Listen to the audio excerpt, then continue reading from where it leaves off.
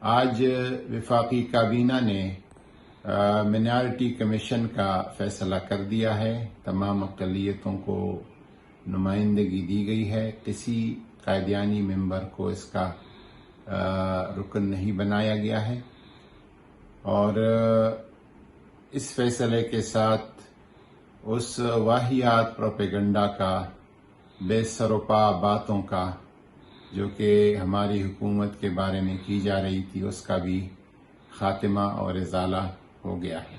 عمران خان پہلا حکمران ہے پاکستان کا جو ریاست مدینہ کی بات کرتا ہے.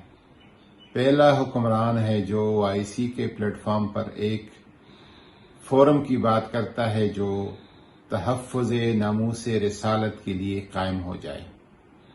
پہلا حکمران ہے جو UN کے پلیٹ فارم پر حضور نبی کریم صلی اللہ علیہ وسلم کے فلسفہ انسانیت کی بات کرتا ہے.